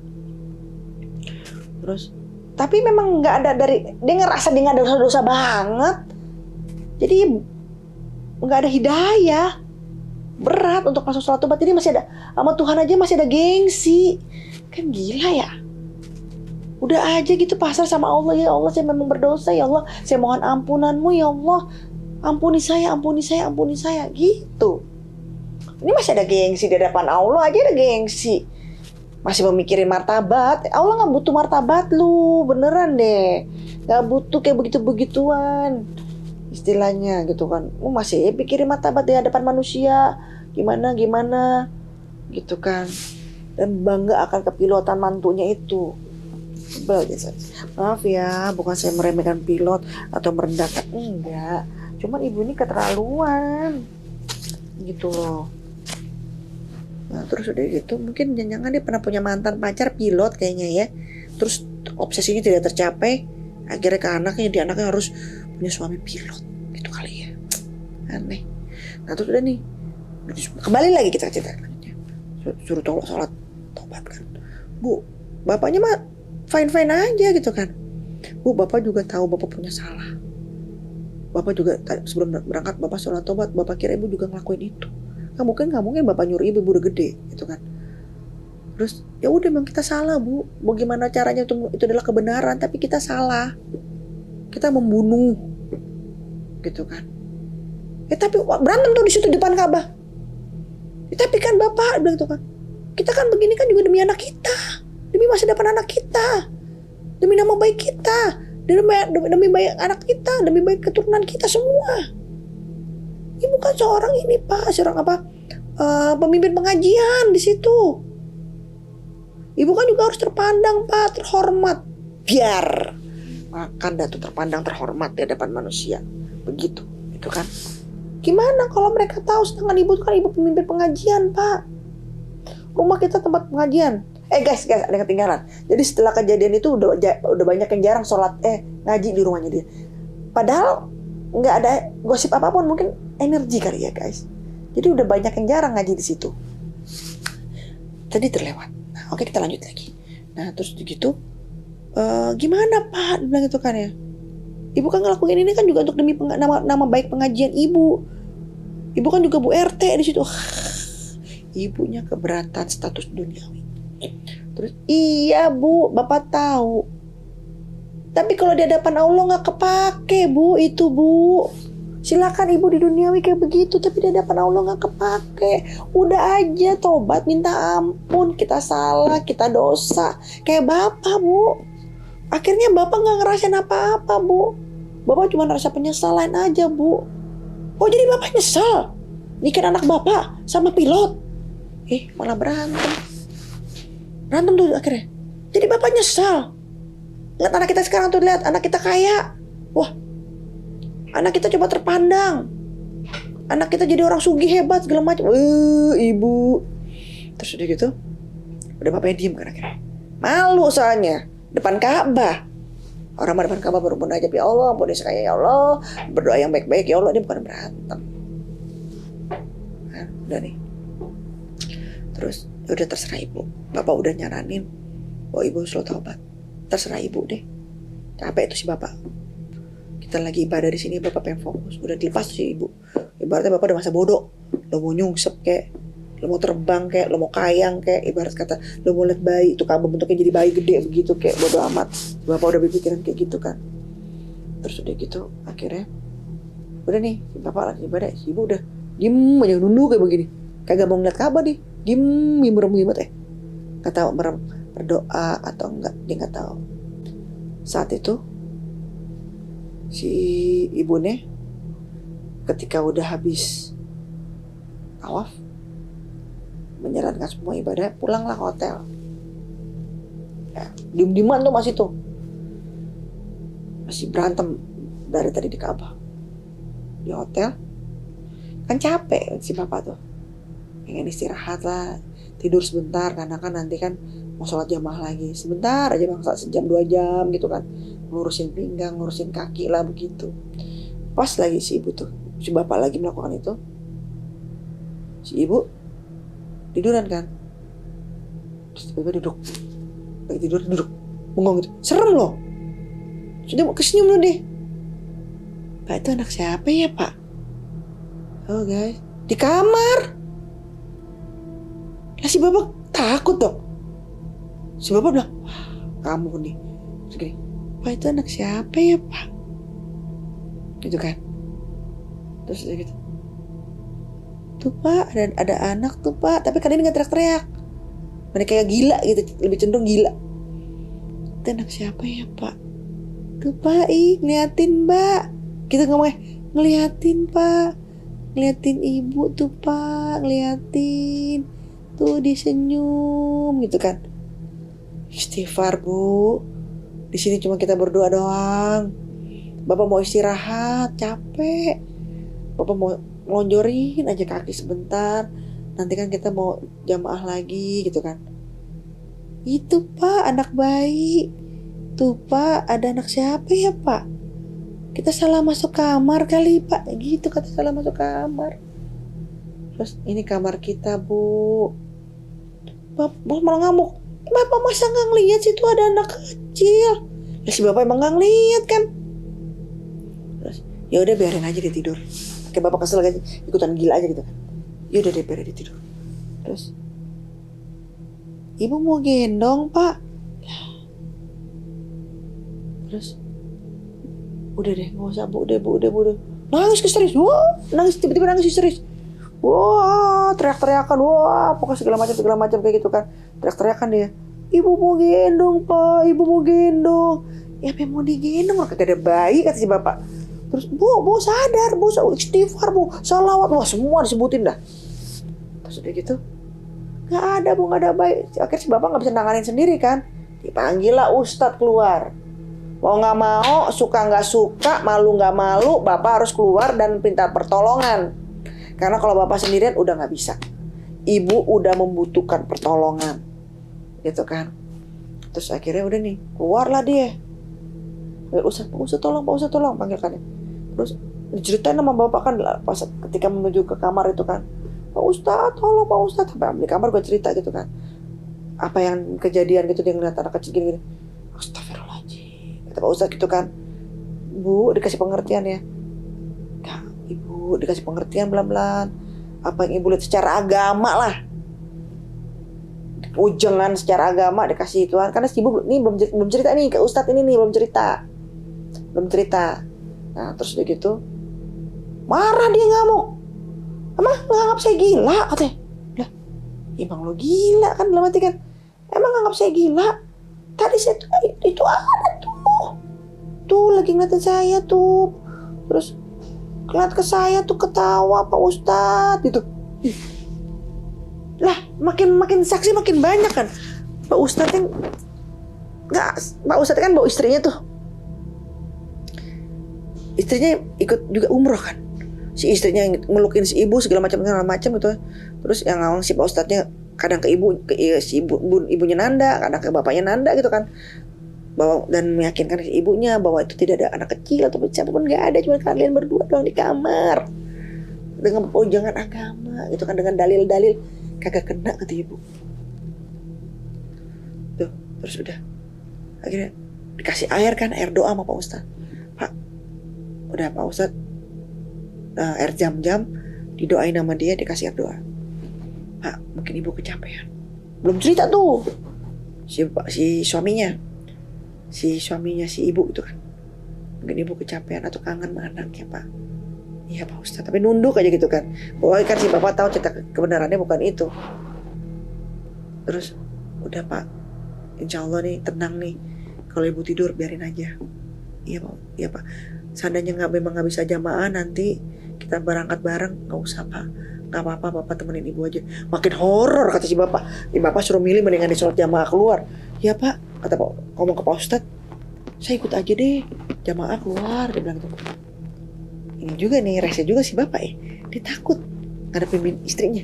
Terus loh ibu kayak gini gitu kan, saya pengen ikut ibadah juga Pak di luar, tapi ya juga jangan pengen panggilan juga kan. Ya udah kalau begitu nanti istri saya yang nemenin ibu. Oh my god. Terus udah nih, ya udah deh pak gitu kan ya, biar si istri bapaknya nemenin. Si suami udah nggak mau tahu, udah males karena tahu gitu kan, takut juga dia. Udah nih, bener lah berangkat kan, sholat tuh kan mereka pada jamaah biasalah ke masjid gitu kan ya, asar, bilang asar kan, mereka pada ngincar berjamaah dong gitu kan. Terus udah gitu, udah nih si Ustadz ngomong ke istrinya bahwa jangan, nggak usah ikut, temenin aja ibu ini. Oh ya udah gitu kan. Nah alhamdulillah nih si ibu ini nggak sendiri nih sama anaknya gitu. Intinya nggak cuma berdua doang sama tuh menyeramkan, manusia menyeramkan itu kan. Terus udah nih sholat lah si bapak sama Pak Ustadz gitu kan, mau asar, si ibu di situ. Si ibunya Nanda posisinya masih terlelap, masih tidur aman. Terus udah si istri Pak Ustadz sholat kan sama anaknya di kamar kan, dia sholat. Setelah sholat ya udah dia ngaji gitu kan si ibu, si istrinya Pak Ustadz tuh ngaji. Nah udah tiba-tiba si ibu bangun nih, bangun masih waras nih pas bangun. Lah ibu kok ada di sini, negor gitu. Iya tadi disuruh Pak Ustadz karena yang bapak lagi ikut lagi pada sholat jamaah di asar gitu kan. Kok saya nggak dibangunin, ibu lagi kurang enak badan kan, jadi kita nggak bangunin gitu kan. Oh gitu ya bu, ya iya. Gimana ibu mau di sini atau mau keluar hotel gitu kan? Terus keluar hotel aja deh bu. Yaudah mandi dulu aja tuh, bilang gitu kan. Mandi lah di. Ibu mau sholat, yaudah saya sholat di sini aja kan ya bu. Terus gitu ya. Iya, kalau ngomong ke ibu istri Ustadz, sholat di sini aja nggak apa-apa. Tadi saya juga sholat di sini kok. Ada di sholat dia. Sebentar ya guys, aku mau minum dulu. Seret.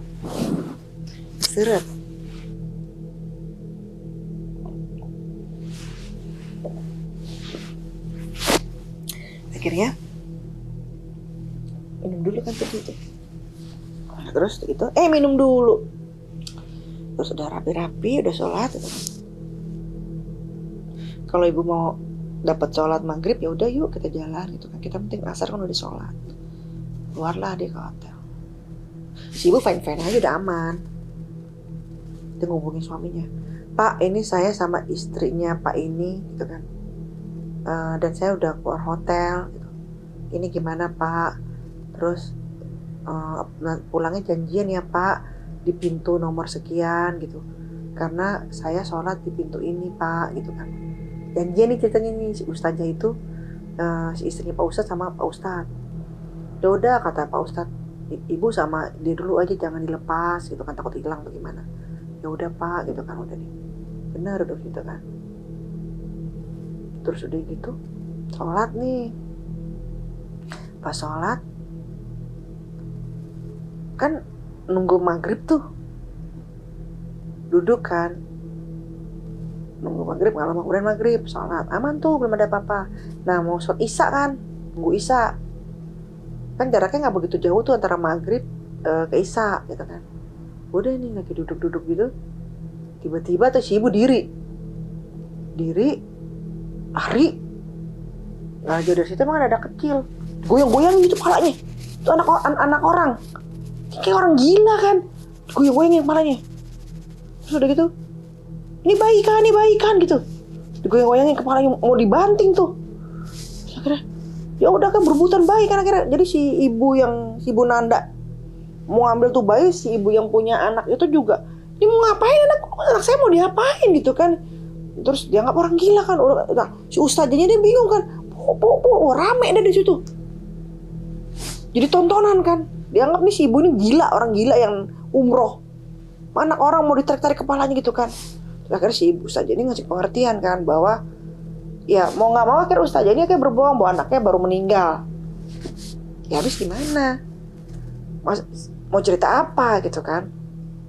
Terus udah gitu udah Udah bu, udah bu sini, udah dilerai gitu kan. Ini bayi yang tadi ngeliatin saya, ini bayi yang tadi ngeliatin saya yang ada di kamar. Ingat ya guys, tiba-tiba ini bayi yang ada di kamar. Jadi katanya dia, bayi yang dia mau tarik ini nih, bayi yang ngeliatin dia di dalam kamar tadi. Yang senyumin dia, ini dia bayinya, ini dia bayinya, ternyata bayi kamu yang gini. Kok ada di kamar saya? Diomel-omelin ibunya. Katanya, kok ada di kamar saya bayi kamu? Kok naruh bayi kamu di kamar saya? Jadi, ya kali bayi ini naruh di kamar orang gitu kan. Terus akhirnya dia udah gila kan, bu, dia bilang gitu, udah si usahanya ngasih pengertian ke yang punya bayi itu gitu kan. Untungnya yang punya bayi itu tuh baik gitu kan. Oh iya paham deh, mungkin benar anaknya baru meninggal gitu kan. Sudah nih, udah bu, ya bu, giring lah duduk begini. Udah bu dikasih air zam-zam kan sama si istri Ustadz itu kan. Baik, sabar gitu kan. Oh istighfar gitu kan. Ketawa, iya tuh aduh itu masih tetap ngocos tuh mulutnya. Udah nih, duduk kan dia. Duduk. Terus tiba-tiba begini. Nengok dia kanan kiri. Kenapa bu? Bilang gitu kan. Ada bayi nangis ya? Again. Maunya ustazah tuh ya dari maghrib ke isya ya zikir aja. Ekspektasinya kayak gitu. Tapi cuma ngurusin orang sakit doang gitu kan jadinya. Ya biarin aja bu, namanya anak kecil nangis di sini emang banyak pasti. Karena ada yang bawa anak kecil. Terus iya ya kata gitu. Biarin aja bu. Ya karena nggak kepikiran kan gitu kan. Karena si ustazah itu sebenarnya juga tidak mendengar ada suara tangisan bayi. Malah lantunan orang baca Al-Quran gitu loh. Terus tiba-tiba dia diem lagi. Telengak telinguk. Orang sebelah sini kan lagi baca Al-Quran kan. Ya nunggulah dari maghrib ke isya. Yang bener kan begitu. Zikir kayak baca Quran kayak khatam Quran di situ kayak atau apa kan begitu kan kegiatan yang seyogianya dilakukan di tanah suci. Tuh, orang yang di sebelah situ tuh orang Indonesia lagi baca Al-Quran. Tiba-tiba tuh ibu nyamperin, berisik. Dia bilang gitu kan, anaknya berisik nangis mulu. Anak mana, harus ibu lagi pegang Al-Quran itu kan. Berisik tuh kak. Itu anaknya nangis terus. Begitu. Astagfirullahaladzim. Si ustaznya udah makin bilang, oh nggak bisa nih lama-lama di sini. Balik ke hotel gitu kan. Jadi dia tuh kalau muncul kegilaannya makin tuh makin ketika dekat Ka'bah. Makin tersintingnya gitu kan. Berisik begitu. Pinggirin ini. Anak kan. Dia bilang, si yang baca Al-Quran, nah ini saya baca Al-Quran. Kenapa jadi anak baik katanya nangis mulu. Tapi digoyang-goyang gitu. Si yang baca Al-Quran itu. Akhirnya ustaznya ngasih pengertian, maaf ya bu. Gitu udah nih. Dan akhirnya dia ngubungin suaminya, Pak, kayaknya saya nggak bisa sampai sholat isya, ceritain kan. Wah, akhirnya si bapak kasihan juga mas ibu kan. Ya udahlah, saya juga sholat isya kepanjang. Nanti saya bisa balik lagi ke sini atau sholat di kamar. Ibu di mana? Di pintu berapa? Pintu ini nih pak. Terus udah, ini sepertinya ada yang aneh, kata si ibu gitu. Ada yang nggak wajar pak. Ceritain kan. Udah. Sama suaminya juga tuh, enak-enakan tuh suami. Udah nih, datang gitu kan. Mbak ibu duduk kayak gitu kan. Samperin lah suami, bu, ada apa sih bu? Tadi pak, ternyata pak, yang bayi di kamar kita tadi, ceritain sama dia. Itu ada tuh tadi ibunya. Dia yang naruh bayi itu di kamar kita. Terus saya omelin pak. Astagfirullahaladzim, kata si bapak. Terus ceritalah si ustazah itu kan, iya pak, sampai tuh ibu tadi dipukul, digoyang-goyang gitu. Ya Allah, gitu kan. Terus tadi juga tuh pak, ada tuh pak, bayinya nangis didiemin aja pak. Ibu berisik tuh dengernya. Padahal orang itu lagi baca Al-Quran. Dia bilang katanya bayi itu nangis didiemin aja. Gitu kan. Terus udah nih, yaudah pak, kita pulang lah nih. Udah bu, pulang aja yuk, udah pulang. Makan malam pak, kita makan malam dulu aja. Gitu kan. Pulang, makan malam kan duduk dia makan bu kan. Dong di ruang itu kan, dinner. Makan terus udah nih. Ibu gini. Jadi pandangannya dia tuh kayak gitu aja gitu kan. Gak ada pandangan lain kan. Pak, kok di sini banyak bayi ya Pak? Lagi makan malam tuh. Dia diem kan. Terus tiba-tiba wah, teriak gitu kan. Dia teriak tiba-tiba. Ada bayi darah-darah Pak. Biru. Dia bilang katanya berdarah-darah biru. Apaan tuh? Aku tuh bayi itu kayak gitu ya Pak, biru Pak, pucet Pak, sakit kayak gitu Pak. Darah-darah Pak, keluar darah tuh Pak. Keluar darah dari tubuhnya tuh Pak. Padahal ya nggak ada apa-apa, cuma itu doang. Tapi bayangannya dia tuh udah bayi semua gitu kan ya. Tuh Pak, keluar darah-darah tuh Pak, biru tuh Pak, ih kasihan banget tuh Pak, nangis tuh dia Pak, nangis. Gitu kan. Darah tuh Pak, darah banyak banget Pak gitu. Terus udah nih. Darah mana sih tuh? Sekarang ganti apa seperti darah. Jadi bukan bayi doang, ada darah katanya. Pak, banyak darah tuh Pak, gitu kan. Tuh Pak, di keliling bayi itu banyak darah, gitu. Jadi makin kesini tuh makin memperlihatkan bahwa ada keadaan yang mengganjal. Ada sebuah dosa yang dia lakukan. Ada sebuah kesalahan yang sudah dia lakukan. Makin kesini tuh makin kayak diperlihatkan. Jadi omongan teriakannya itu bukan sekedar bayi aja, tapi bayi ada darah-darah. Dan atau ada darah di situ bebatan, atau ada bayi di situ. Pokoknya ada tuh selalu berpasangan tuh, bayi darah. Udah kan, Bu nggak ada Bu. Udah nih udah. Ibu capek Pak di sini Pak, nggak enak ya Bu ya di Mekah. Ngomong gitu guys. Ibu pikir enak Pak. Ibu yang Bu lihat bayi terus di mana-mana. Pusing Ibu ngeliatnya. Ngapain sih? Ngoceh tuh, ngomel. Ngapain sih ke tanah suci? Dia ngomong ke tanah suci.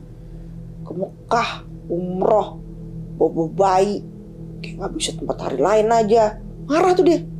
Bayi masih kecil, masih berdarah-darah lagi.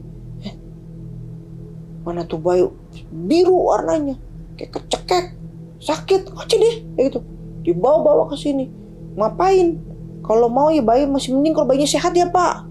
Ini bayinya juga udah masih berdarah-darah. Lagi bayangin dong lagi makan katanya. Emang ibu ngeliat apa? Kata Pak Ustadz. Baru tuh Pak Ustadz.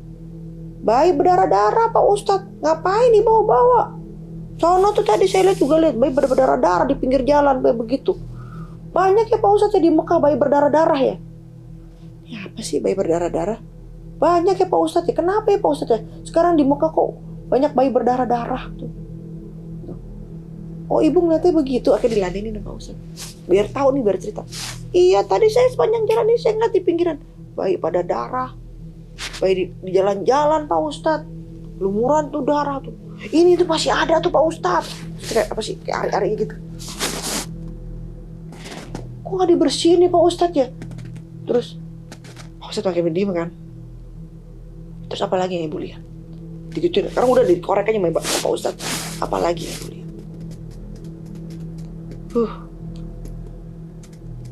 Ini juga nih. Ngapain pada makan pada bawa bayi aja? Padahal gak ada satu pun bayi. Terus emang yang mana yang bawa bayi? Tuh Pak Ustadz gak ngeliat. Oh iya ya kata Pak Ustadz. Oh iya kayak Pak Ustadz berusaha untuk gila aja. Biar terkorek semua ceritanya. Oh iya ya. Mana lagi Bu? Itu. Terus gimana? Yang berlihat. Ditidurin aja begitu telanjang tuh bayi tuh. Terus udah nih. Nah kan ada orang yang minuman terus tumpah minumannya. Nggak sengaja kesenggol. Teriak deh. Darah dibilang teh. Terus udah nih akhirnya. Udah makin gila nih Bu nih. Akhirnya ngomong, Pak gimana ini sih Ibu? Baiknya bagaimana? Apa kita mau bawa ke rumah sakit atau bagaimana? Coba untuk dibaca-bacain udah segala macam. Bapak sebenarnya apa yang terjadi? Kata Pak Ustadz. Kita gak akan pernah bisa ngasih solusi kalau kita tidak tahu apa yang sebenarnya terjadi. Akhirnya ya suka gak suka sih Bapak Ustadz itu harus cerita kan.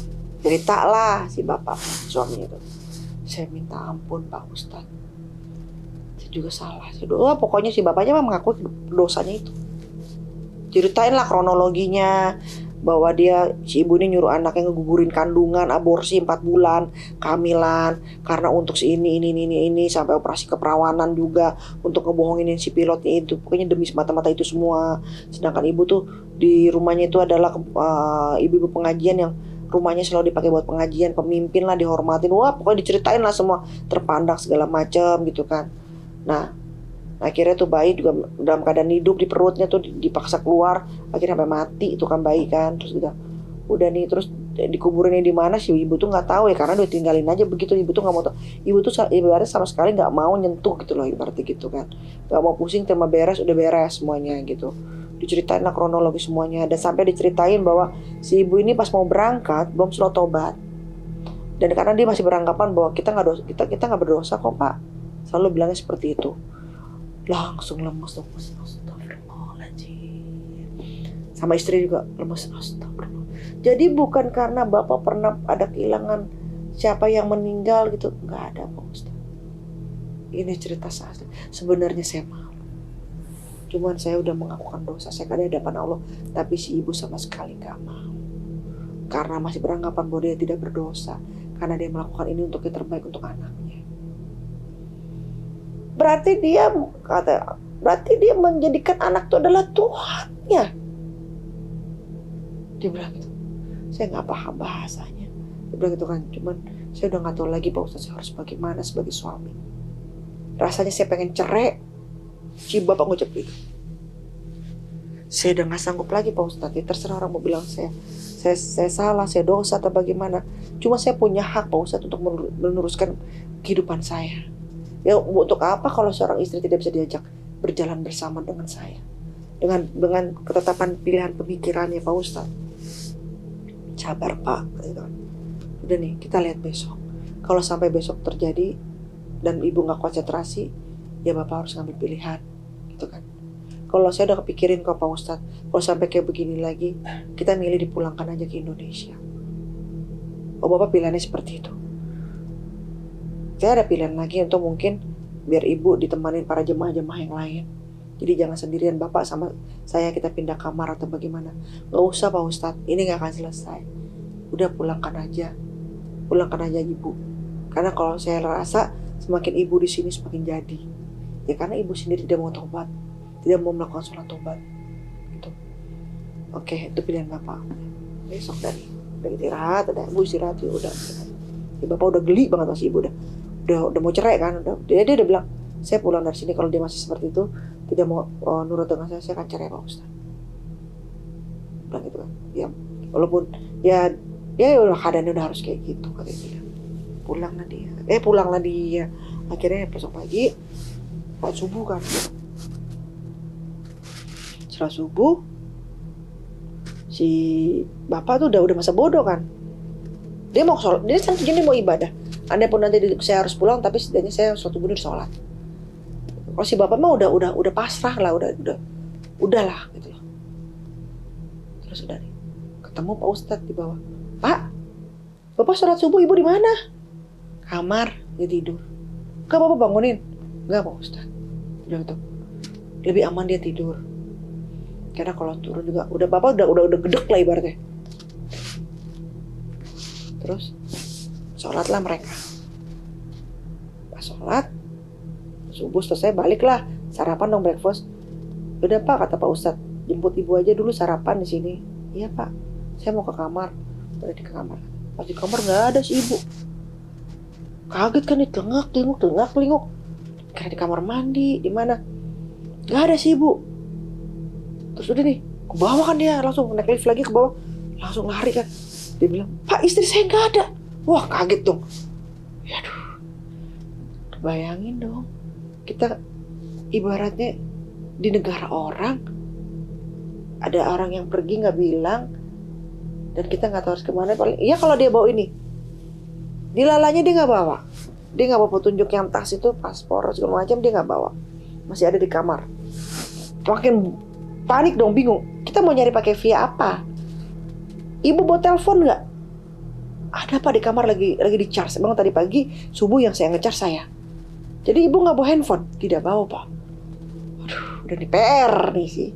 Si nenek gombreng ini udah Akhirnya yaudah kita cari dong semua, bilang jamaah bahwa ada yang hilang, ada yang ini ceritain kan.